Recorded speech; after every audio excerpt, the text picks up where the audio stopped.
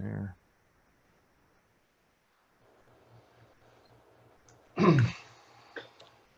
All right, here we go. Welcome to another episode of It's a Long Road, the Rambo Series podcast. And to say that I'm excited to have a very special guest host today, it would be an understatement, but I am very excited to have John Rivoli on board today.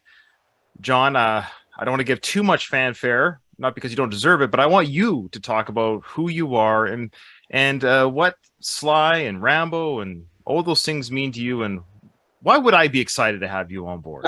I'm excited, Ryan. I'm always excited to sit Oh, with you.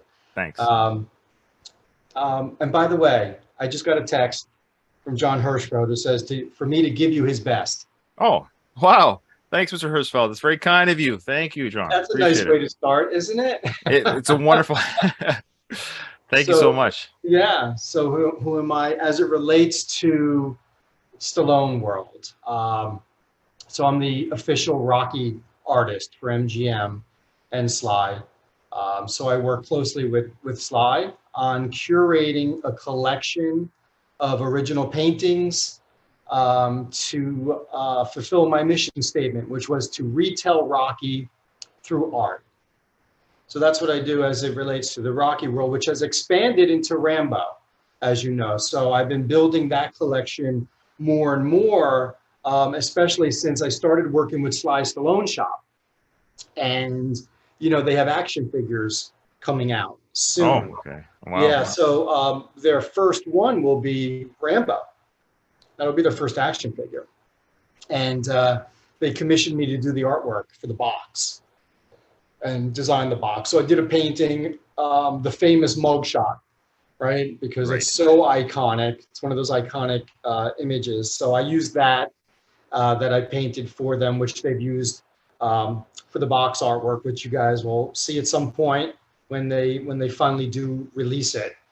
And they've since released it on T-shirts, that artwork and stuff. So the Rambo world has been growing for me, and I've started going back to re-examine those films, and especially First Blood, because that's my favorite one. It's like the original Rocky. Sure, To of me, course. you know, that's the real heart of it. So I guess that's kind of a nutshell of who I am as it is in the Sly world.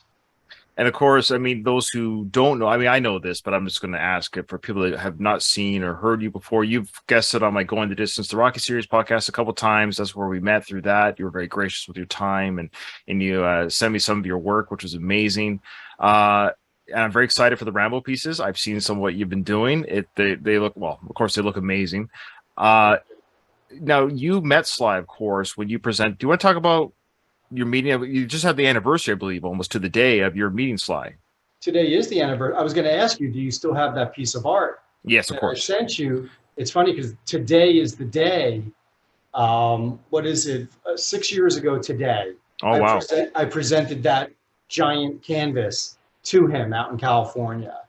And it was 3 months prior that he asked me to do it, that he, you know, commissioned me to do that piece of work. And it was great because he was just kind of verbalizing what he saw in his mind, what he wanted me to do.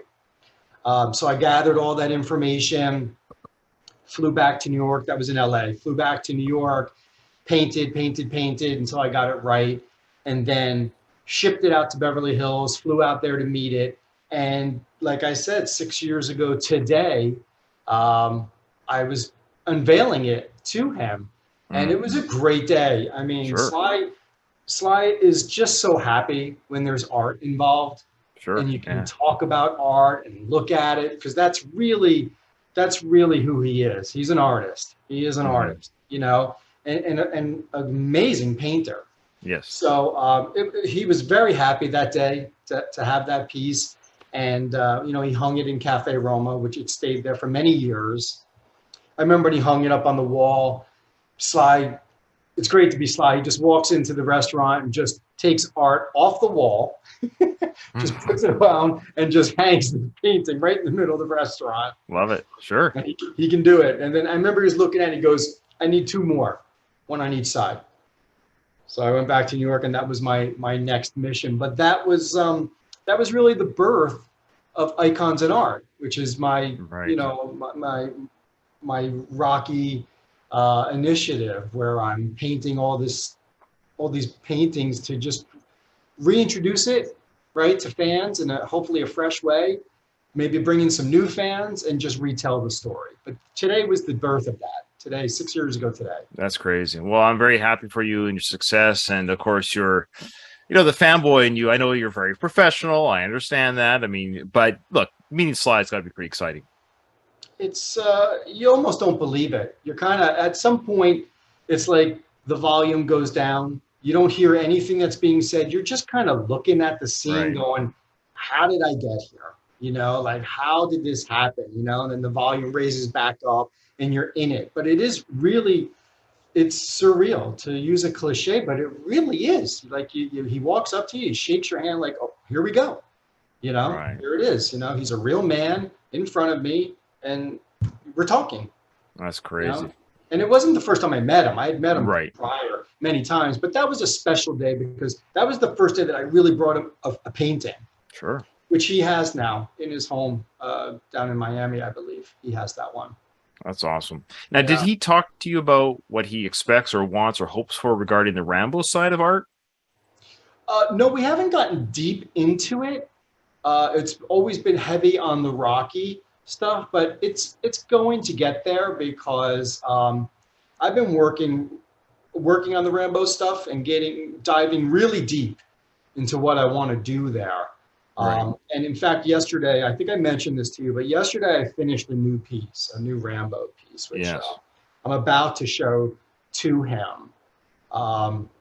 And I'm sure this is going to open a new world, a new dialogue between us as it relates to Rambo, because I've done something here that you wouldn't expect, and I really wanted to next level this thing. I just wanted to next level it. Wow. And I feel like I may have accomplished that. So I'm really excited to get into this with him. I wish I could see it. I gotta wait till the man sees it before I, I'll send it to you so that you can, if you want to edit it in, we can talk about it a little bit. I'll send it to him today, so he'll get it. But then by the time this comes out, you'll be able to put it in if you want. Sure. Well, yeah. Listen, I go to, me, I don't go for the obvious, right? When I do Rocky, I don't do this stuff. Right. I'm going for those introspective, deeper moments, quieter moments with the character of what drives them and things. And if you do that with Rambo, you have to go to the breakdown at the end of First Blood, because it really kind of tells you everything about that character. Right. And even a larger message to the world about veterans. That's what made that scene so important. Remember, that was a long time ago now. And we didn't have a lot of these terms, and we didn't know a lot of stuff that we take for granted now, as far as conditions and the mental health part of everything. Yeah. And that really hit it hard. He came right out and put it right out there for you, because this is a character that is in agony in many ways. If Rocky is the American dream, then Rambo is the American nightmare. And that's really how I ever heard it. I never heard it put like that, I don't think. Yeah, because that's how I see it. This is a guy who was called upon and went to do his duty for his country, and his country abandoned the cause, abandoned him, turned its back on him. And how do you deal with that, with all the horror that you've been through? How do you deal with that as a person with no help, right? With no help. And he comes back, and in the simplest of terms, right, he just wanted to get something to eat. And look what it turns into this whole movie, just wanting to get something to eat. I love that, this small spark that seems so insignificant, but turns into what we know of as Rambo, and what he eventually had to turn into. And I just really wanted to try to capture and portray that guilt and isolation and the loss of self that character unveils in that moment. So there's a lot of deep, heavy stuff going on here, what I'm talking about, And that warrants some deep, heavy technique.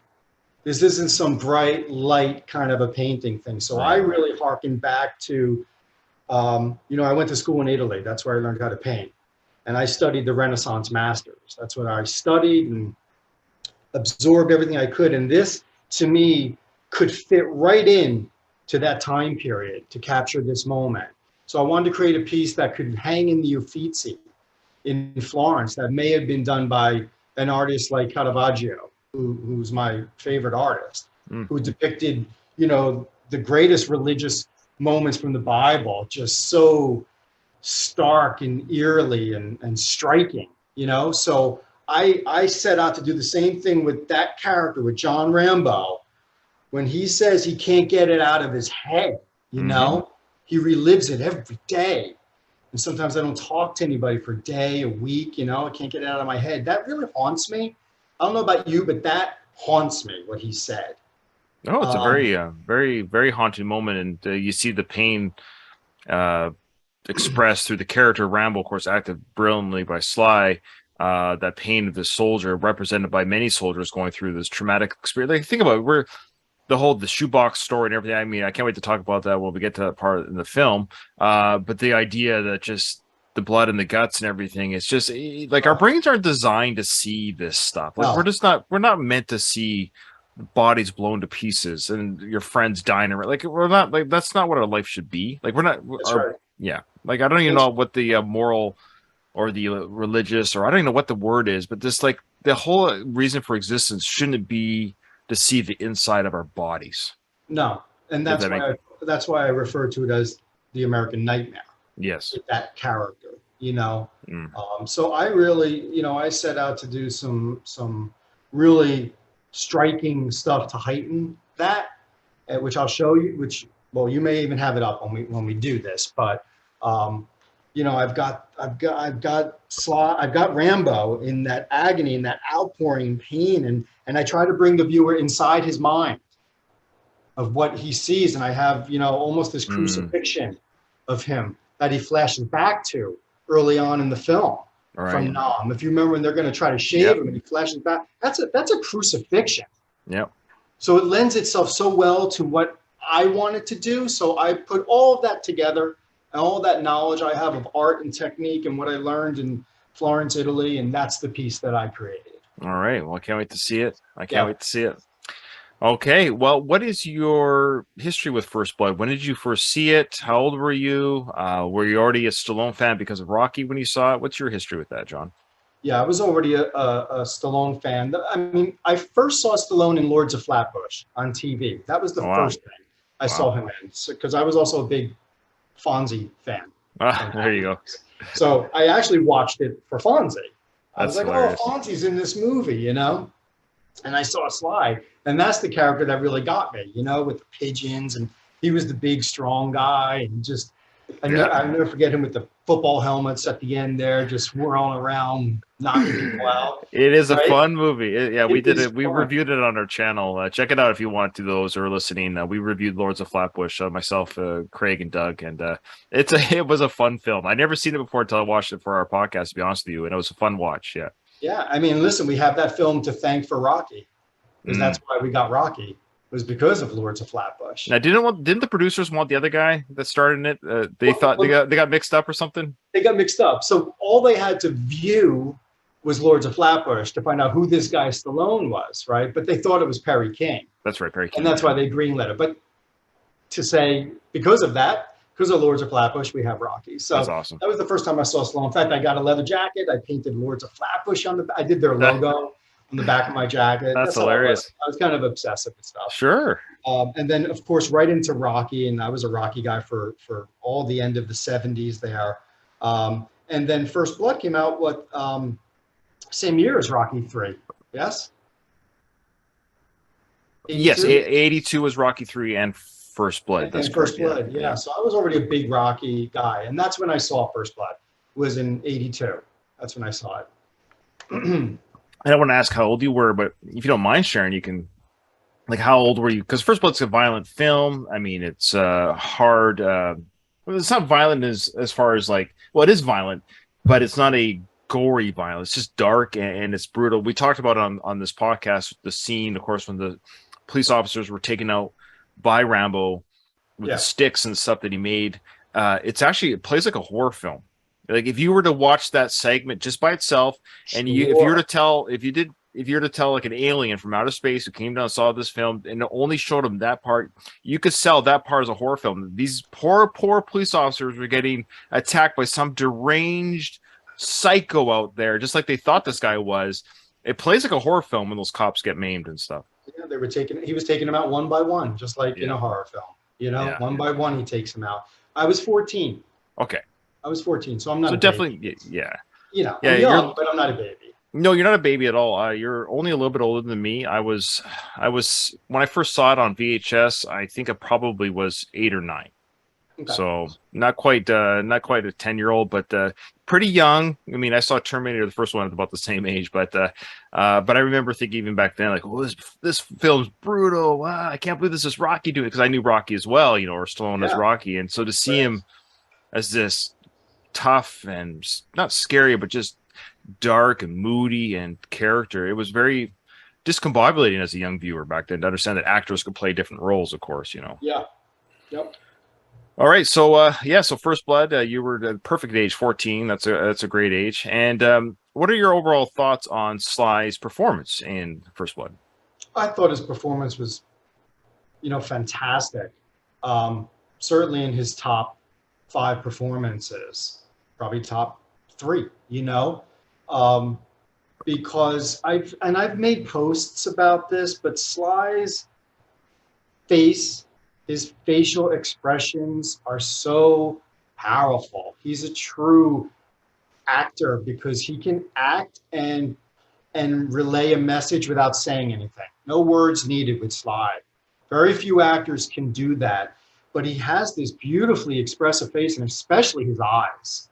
His eyes really do tell the story, and I've talked about this in the Rocky series, and I think in Rambo, like when he's being arrested, and having the fingerprint, all that stuff, and he's just got this droopy look, like he's there but he's not. He's just kind of going through it, and it's all just happening, and he's letting it happen. He's just kind of out of it, but he's just his body and his face tell you all that. So I thought he just was, until he explodes, right? Which we all would do. We all would explode at some point during that. Like, enough is enough. They literally treat him like an animal. They hose him down like he's some kind of an animal, right? I mean, what they do to this poor man is horrendous. Yeah. And he sits there and takes it. But I think his performance is fantastic, culminating in what I was saying earlier, that final scene, the breakdown, which is one of his best. I've watched that scene over and over, and all filmmakers who I speak to love that scene. They watch it all the time. Did you has Sly ever? I know you've spoken to Sly quite a few times actually. I'm not telling you to ask him any questions on my behalf. You can make this your question, but does the 3-hour cut exist anywhere, and will we ever see it? Do you know anything about this? Why is he so set against us never seeing this? Like, what was in that 3-hour cut that was terrible, I wonder? Well, one, I don't know, to answer the first question. And 2, you got to remember, Hollywood is a very convoluted business and industry. And you think it's just Sly doing this. Probably not. Probably not. There are so many players involved, and there's so many partial owners of all this stuff. To get everybody on the same page to want to do something is a miracle. It's a miracle to pull off, and that's why almost nothing gets done, because you just can't get everybody to agree to it. And everybody just pins it on the star. Oh, it's Stallone. Well, I heard that, but I heard Sly say something in an interview or something that he wanted to burn the film. He hated it so much. Now I know he tends to hyperbole a little bit. He's a storyteller, right? That's what. But I wonder what it was that he hated about his performance. That I wonder if he feels the same way now. Maybe. Yeah, I wonder, because he's gotten very introspective recently and reflective. Yeah. On his work. And I would be curious to know if he felt the same, because I tend to think he probably would. It's a good performance. Could you? I don't know if it's his performance that set him off. Maybe it's something else, you know? Right. Who knows? Boy, No, I know everyone asks about Rocky, but I think there's a lot of Rambo behind the scenes and questions that, quite frankly, I'm hoping get asked to him one day. Like there's some real Rambo stuff I think people want to know. I know he didn't create the character, but boy, he catapulted the character and made it his own on film, like no one else ever could have. So in many ways, he owns that character as far as it is portrayed on film and what it's done in the psyche of pulp culture. yeah. You know, it's almost like people are almost convinced he created it. They forget that it was Yeah. a novel. You know, Right, exactly. yeah, But that's one of the things he does best is create these pop icons, these cultural icons. And that's yeah, really what they become part of the popular culture. You know, Rambo, I mean, how many references can you call, you know, right. for Rambo? That It's guy great. went Rambo. That guy, yeah, Yeah, it's a yeah, pulp exactly. culture. Call in Rambo, you know. I Yeah. mean, yeah, that's what he All right. does. Are you ready to get into the film a little bit? So Sure. all right. So where we last left off was the National Guard used their bazooka to blow up the mine shaft. I will say that was probably the most in a film that's pretty dark and brutal and serious. That's kind of a goofy 80s moment, don't you? I think that is, I don't know what it is about that part, but I would say it's the weakest part of the film. And I know that it's comedic effect, but it's almost too slapsticky. It was my opinion on that scene. What are your thoughts on that bazooka Yeah, scene? well, I think they want to show how unsophisticated, how backwoods this community is. You know, Okay. I mean, they barely know how to fire this thing. They do it, and then they're celebrating, taking photos. You know, it's pathetic. It's Okay. pathetic. It's like the guys in Jaws who went fishing and were dropping dynamite off their boat, and then they catch a shark, and they think it's the one. They're taking pictures, but like it's pathetic. You Okay. know, it's like this little accomplishment. You know, in this smaller, even smaller town where they think they've done something. You've done nothing. Good point. All right, here we go. So now we got Rambo in the mine shaft, and it should be noted here that the lighting that we see with this filming is all natural light. So it's the flame that Sly's holding in his hand, or the character of Rambo. This is all natural light, and the majority of what we're seeing is a real mine that they were in, with some set around it. It's hard to see which is the set and which is, but they actually did a lot of this filming in a real mine.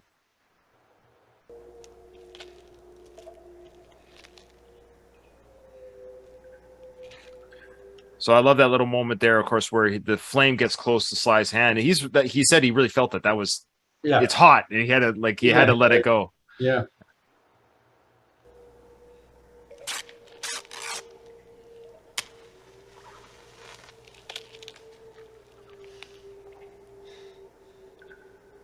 So what do you think of that natural light they use with the flame as he's trying to make his torch here?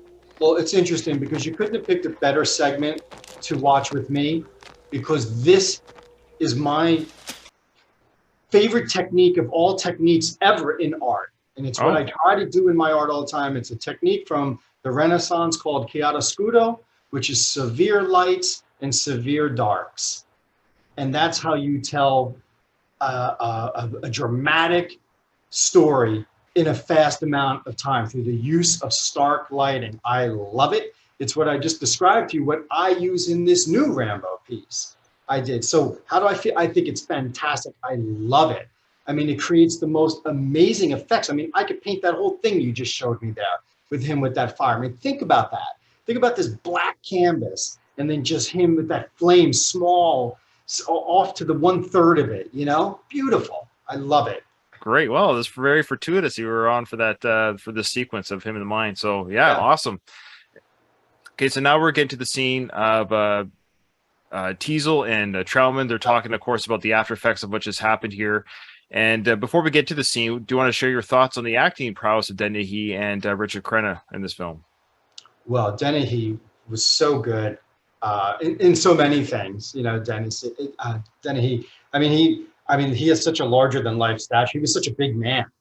You know, so when he comes on, look at that scene right there. Look at how much of the screen he's taking up. Yeah. Compared to everybody else.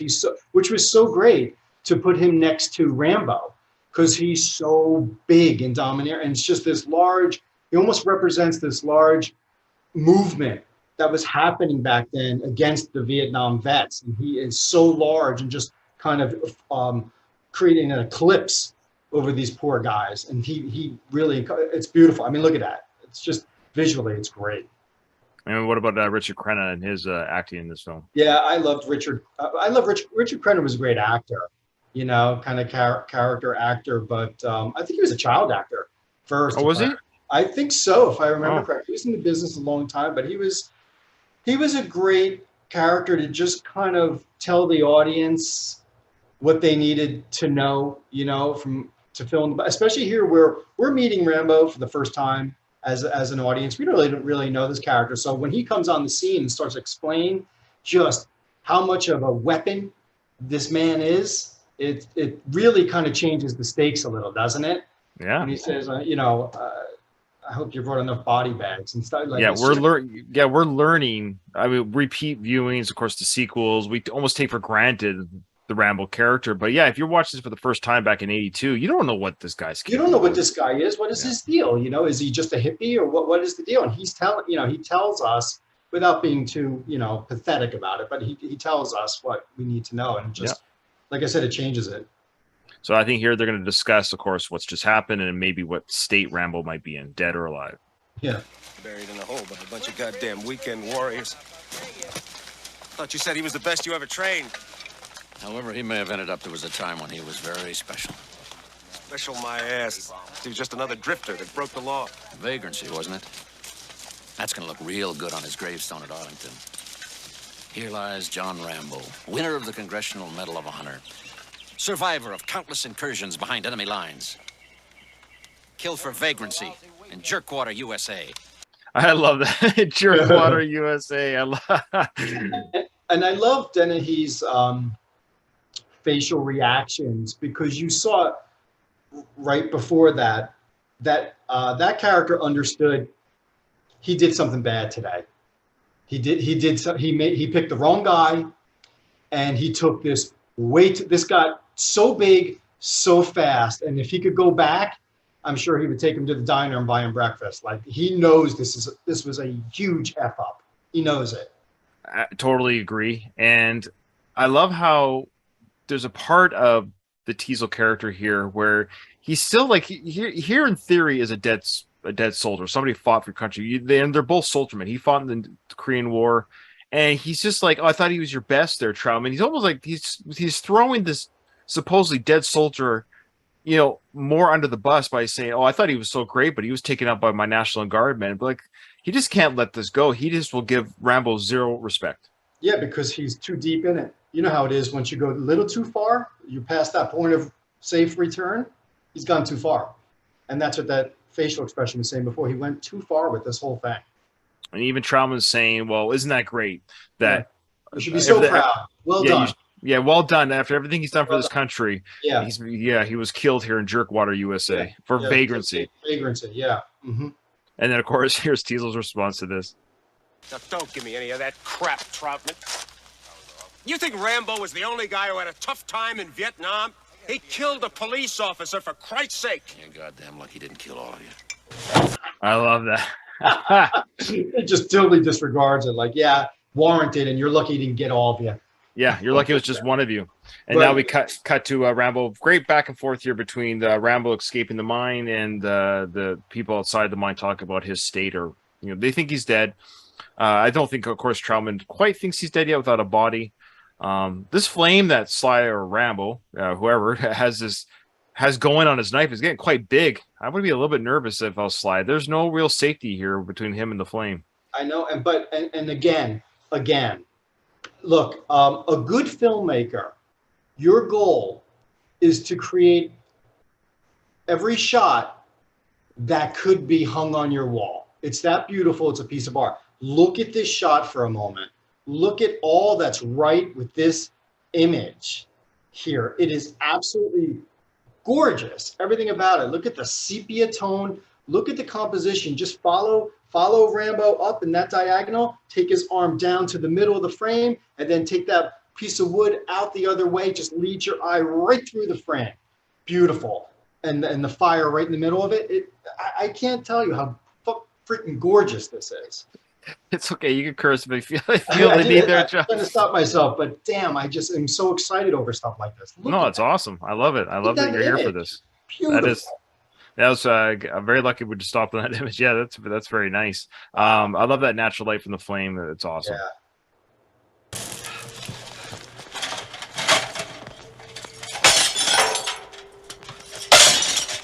So what we have here for our listeners, of course, he's grabbing lanterns off this mine shaft, little lanterns on the wall, and he's trying to see if he can transfer that flame into a more controllable environment. But Yeah, these things don't have. exactly. He shakes them, which is kind of funny. I don't know why he's quite shaking them. Maybe looking for fuel Yeah, inside the of it. fuel. I think it's the But fuel he wants to the hear.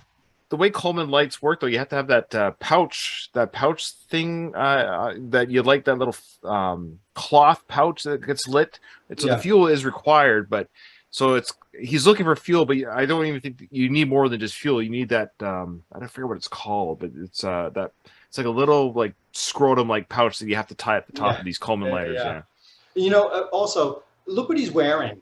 I look at what he's wearing, and to me, I can lift him and put him into so many biblical paintings because that's how they were all dressed. So it's almost there's something so to me something so biblical about this film and that character of how he's being pursued, you know, which they did so many times in the Bible with going after people. I'm not religious thing, but Right, I'm just art religion. Like I Sure. study religious art. I just study it, you know, because there's so much. And he fits right in. Look what he's wearing. Yeah, He's not even modern. he's the misunderstood character, the same way Yeah. that the Christ figure was misunderstood Exactly. and killed for being the wrong way of thinking in the wrong part of town. And There it is. You know, yeah. it's an age-old story that you could apply to all these different time periods. You know, We're the disciples of Stallone, so that's right. We're there for him.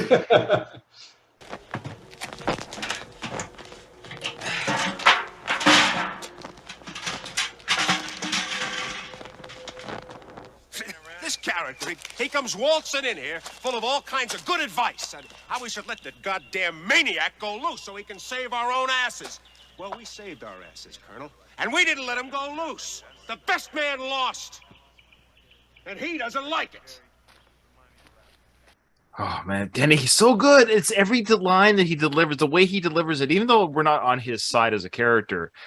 Dennehy's performance is just everything he says, the way he clips the lines, the way he's expositioning here, like he's throwing this weird tantrum. It's like, aren't you happy that Rambo's dead? But he's kind of not. No, he's like so conflicted over this day. I'm telling you. And this is just, you know how it is when you're just trying to cover your ass, right? You're saying all this shit to cover what you've done. That's where this character is right now. You know, he's just trying to cover up for all this and make himself feel better for what's just happened today. You know, it's just a few hours ago that this guy was just looking for something to eat, and in his mind, he just got blown up in a cave or whatever. You know, and he knows deep down. He knows it's not right. He knows. yeah. He knows it. He's a veteran too. He knows. Yeah, just the way he tears Trauma apart here, as seemingly as he thinks so. But Trauma just stands there like, okay, blow your lid, let it out, whatever. I've heard worse. Yep.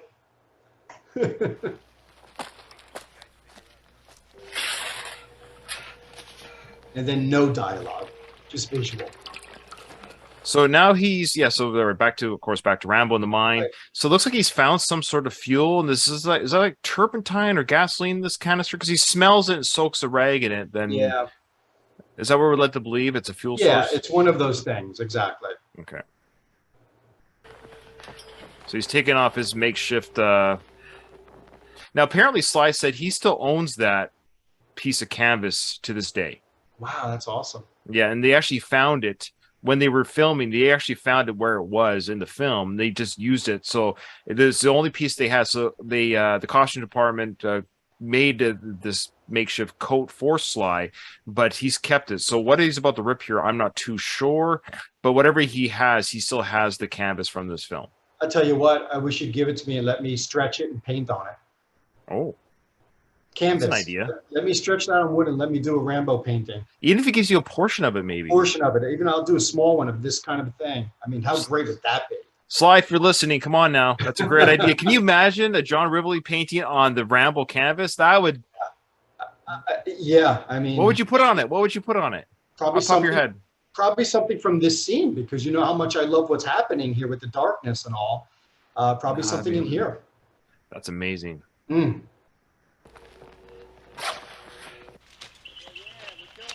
Now we're back to the forest scene. Troutman's looking over the damage, and he's thinking, I don't know. He survived worse than this. Yeah.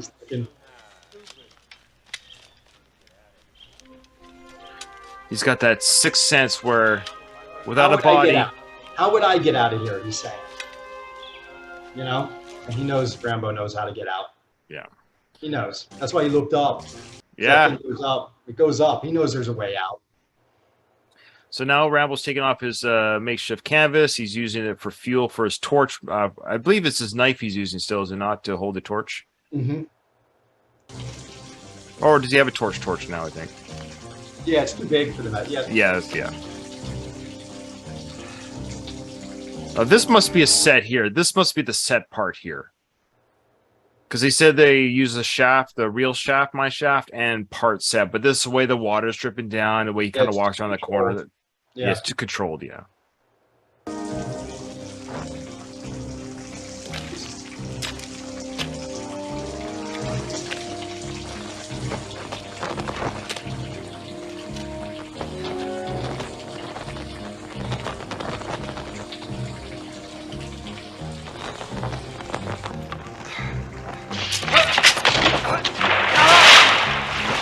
Okay. Right there. So Sly's holding his arm here as he fell down that ladder into the water. It turns out he actually re-injured his ribs. His ribs right now were still taped up from the tree fall because, you know, he did part of that stunt into the trees from the cliff. Yeah. So he's still injured here. Sly, he's insane. He's this guy. Can he make a movie without injuring himself? No, or else it won't be successful. He's got to get hurt. He's got to get hurt. This guy, I tell you, he's hilarious. Anyway, so he stumbles down the ladder here, and I don't know. See, I don't know how much of that stumble was. Well, I mean, I guess it's scripted, but he hurt himself again. So when he's holding his arm, he's legit injured here, because he said his ribs were hurting, but he's holding his arm because it was the arm that got injured from the fall in the movie. But in real life, he's in pain from the ribs. Yeah. Wow. Right there. This is the rib pain he's feeling, even though he's holding his arm. So very little acting for pain. Oh, I know.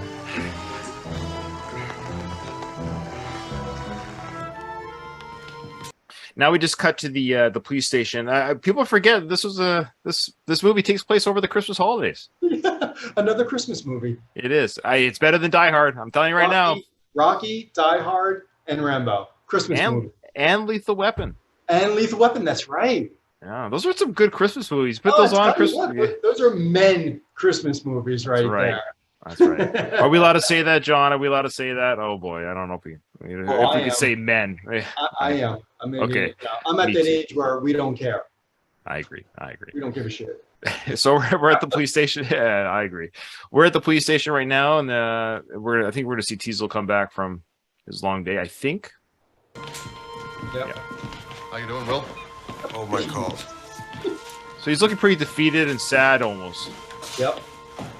It's not a day to be proud. There's nothing to be proud of today.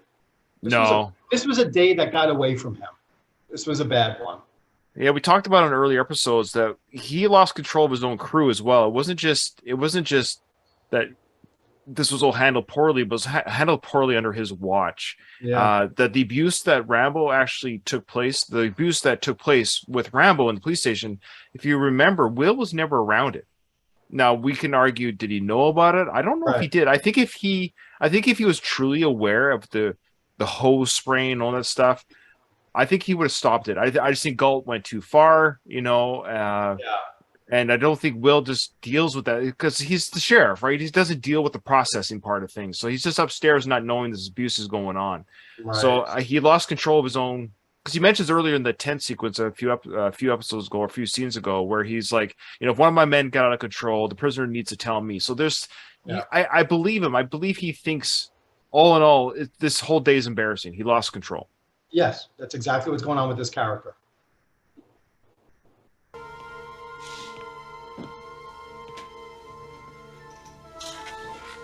See the stars behind him?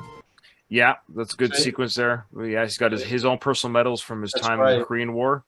I Yeah. don't know what those are. I'll have to put those on Reddit. I use Reddit all the time, but I can put those on Reddit, and I bet you people will tell me what those medals were for because I don't know what they were for unless you know. I don't know, Yeah. but I know what the purpose is, right? That these are two characters that are very similar, and yet look how different. You know, you'd think that he'd be able to relate to Rambo better than anybody else there. You think he'd be the one to show him the most compassion, right? Because he understands where his guy's coming from, not those other clown cops there, but him. He should know better, and I think that's kind of what goes through his mind. I mean, look at him here. He just knows. And he's tired. It's been a long day. He's got the American Eagle behind him, right? The rah, rah, rah, USA, the Eagle, his medals. I mean, and the big bullet, that big shell casing there too. Bullet, right? I know. So we're back to the mine shaft. This has to be a set here too with that water coming down. Yeah. Plus, they're controlling the wind. They're controlling the wind because he's following the wind, right? That's why he's following the air to find his way out. So they're controlling that to lead him through this.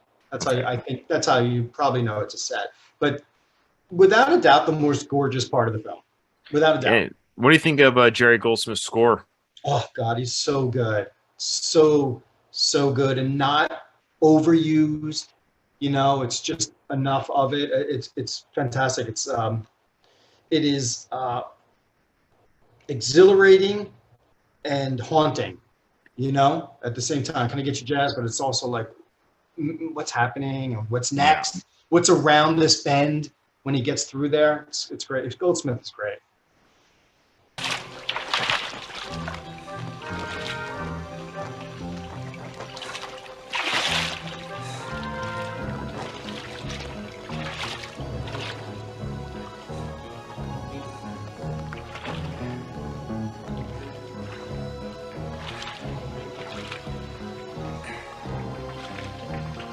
That's a great shot there of as Sly, or the Rambo character, gets lower, get more claustrophobic, and he's starting to shrink closer to the water, but he has to keep that flame above the water, else he doesn't have light anymore.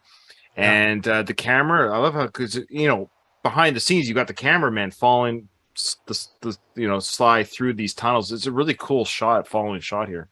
Yeah. I wonder if they used a Steadicam here. Oh, I wonder. Interesting.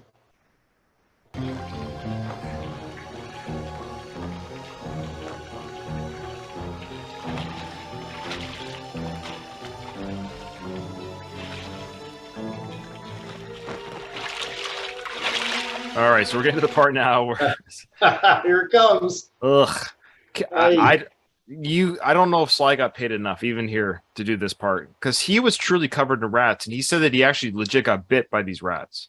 Oh God, so it's incredible that he, did this.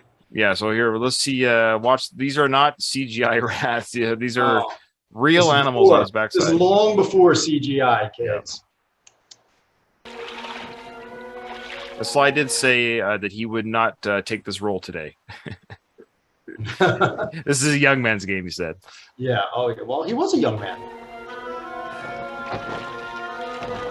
But I couldn't do this as like Ryan or Balk if I was an actor. Having these rats on your back. Look, they're on his back. Oh.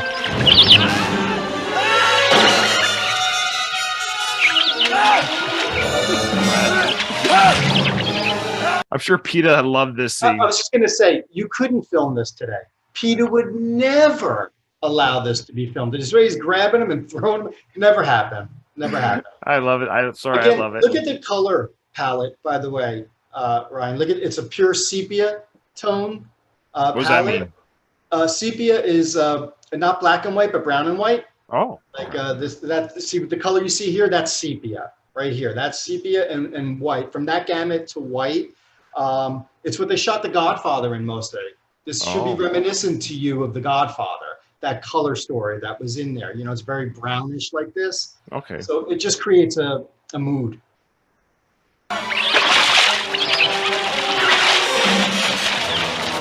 Look at them all hopping around. So gross.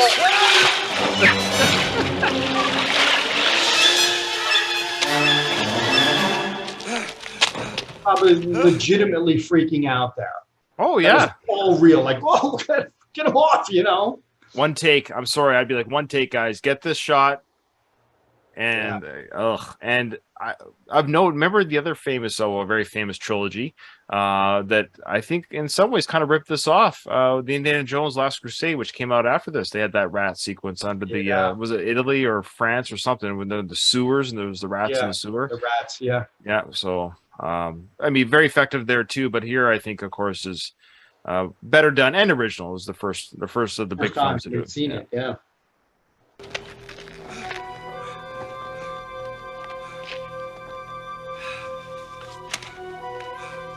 Add some fuel to his torch.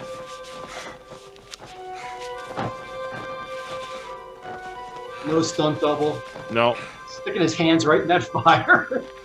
That Sly's nuts. He's just... He'll do anything. One of a kind. See the way this is shot? It's almost like he's coming out of the belly of the beast. Ooh, I like that. See that? That's I like that. That's what it's like to me. He's been traveling through this monster to get out. We'll watch this bar scene. Just for the record, what we'll do is we'll start when he emerges from the mine and makes that. That's what we'll. Yeah. We'll stop. Yeah. It's a good natural place to stop. Colonel. Now this is a fun little sequence because we think Will Teasel, and at the very beginning he seems to kind of be making peace with the Colonel. Yeah. But again, his own pride kind of gets in the way by the end of it. Have a seat.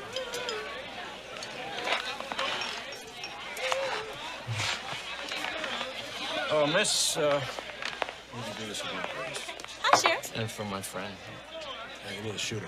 Wild turkey. Look, if I was out of line before, I just want to apologize. None of that makes much difference now, does it? No, I guess not. I suppose... I don't know, I just feel...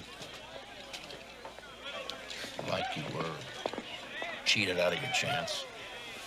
I wanted to kill that kid. Oh, I wanted to kill him so bad I could taste it. So there's the admission. There it is.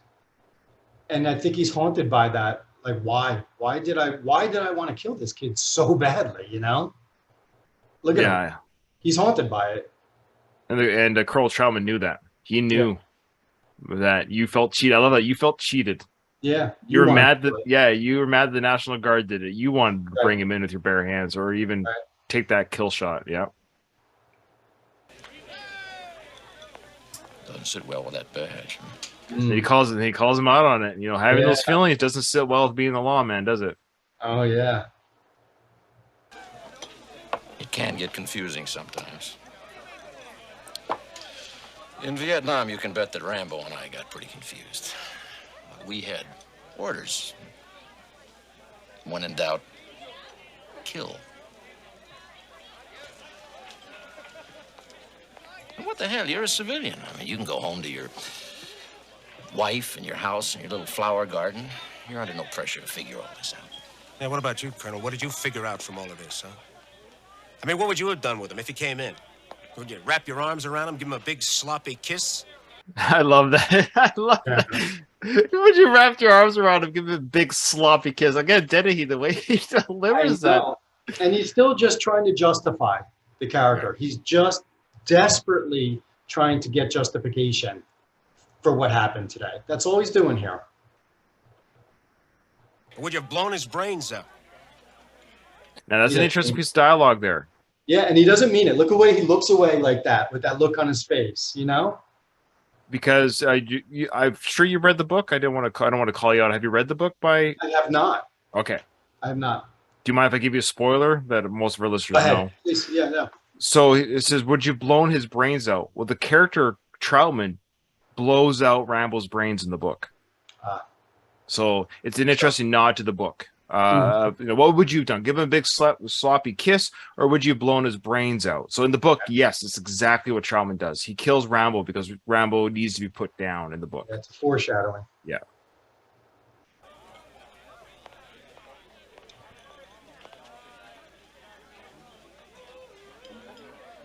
I couldn't answer that until I met him face to face. It's which what he does in the book. He meets him face to face and blows him up. Well, there it is. I guess it's just as well we never got a chance to find out.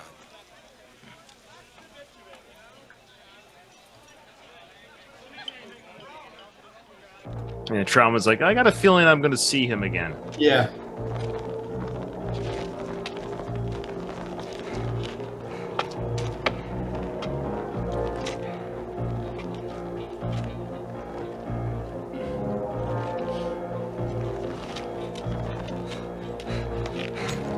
Oh, he sees a ladder. Did the color palette change? Now look at him almost climbing up. It's almost like he's ascending to heaven. Look at his face here of like. Absolutely. You're right in line with me now with what I was saying and how he's coming. Is this in the book, this sequence? There's a mine shaft sequence in the book, yes. Because it's almost as if it's a transitional moment for the character. He's making this journey from one part of the film to the next part, the next segment of what's ahead of him. He's like passing through something. That's what this whole segment feels to me.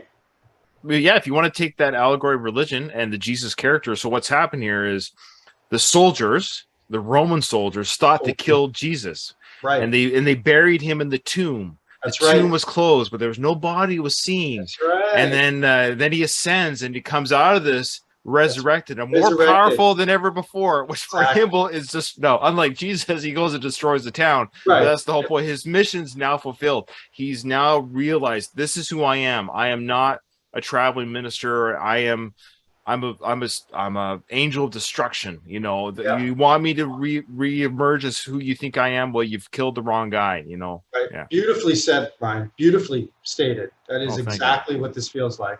Beautiful. Now, the director, Ted Kotcheff, told Sly, he says, okay, I want you to climb up the ladder, but when you get to the top, I want you to use your arms only because it just looks more manly. So you'll see Sly climb with his arms only when he could have used his legs. Really? His thought of it looked more, I don't know, yeah. Wow. more aggressive and like tiring. Okay. Why don't you just give him a rope? Yeah, good point.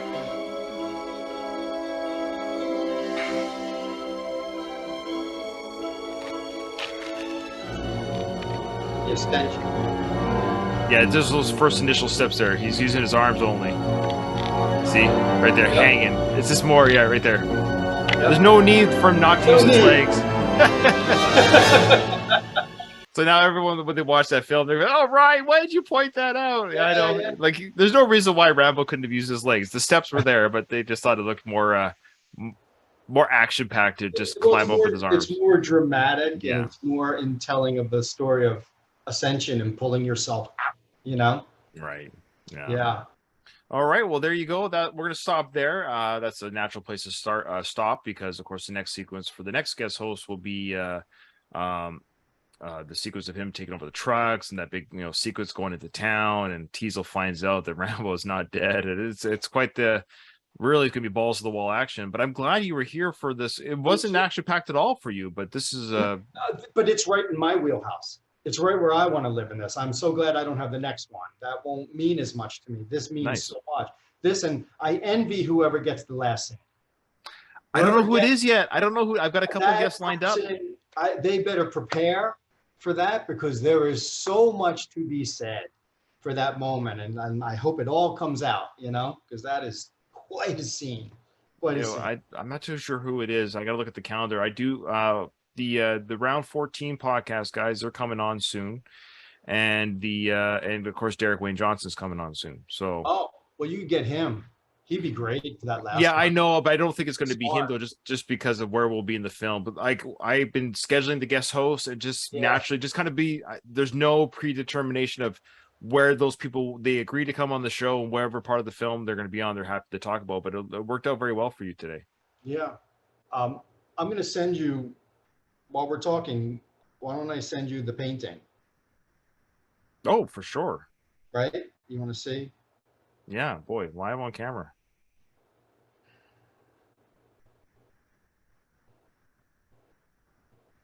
I just messaged it. It's to my Facebook. Okay, there it is. Oh boy, yeah. Oh boy, just as you described it. Yeah, zoom in there. You see to the right, upper right, what's Yep. happening up there? Yeah. Yep. Wow. Yeah, right. That is amazing. I can't wait to show this. Yeah, like I said, I wanted to really try next level this, you know? Wow. Well, Sly's Because, gonna love it. No, he hasn't seen it. no, not yet. I'm going to send it to him later. He's gonna love it. There's just no way he's not gonna. Boy, that's and just like the part you're describing is just as you boy, that's amazing. Thank you. And what did you use for that? What did you use so people can so they'll probably see it now while I we're talking used about everything that I could find. Well, graphite first, I drew everything and I really drew it like, you know, if you were to like zoom in on his face, you could see all the graphite there. I left it there and I made sure I used a translucent paint over top so that all that dirty rubbing of graphite kind of stays. So it's mostly acrylic paint, and I use some oils too for the crucifixion area because that's the best way to achieve that. And then, you know, it's so much black, but there's every color in the world is in that black. That's not black paint. I don't use black paint. oh I make it with everything, whatever. If I want it cool, if I want it warm, you know, I build up to that. So when you see it in, you know, close up, there's a lot going on there. wow. Okay. Well, I wish I could be there when Sly sees it for the first time, but I know he'll love it. There's just no way he won't. So that's Yeah, amazing. hope That is so. absolutely amazing. And that'll be available, I guess, eventually Yeah, in the store. eventually, yeah. Yeah. Mhm. Okay. All right. Well, people haven't already, check out John's work on icons and art. Of course, those links will be provided with the video, the audio of all this that will be provided as per normal. And our Facebook page will have that as well. All right, John, thank you so much for coming on this episode. It's been an absolute pleasure having you here, but unfortunately, I have to say the episode is over. What did you say? The episode is over. Nothing is over. Nothing is over. You just don't turn it off.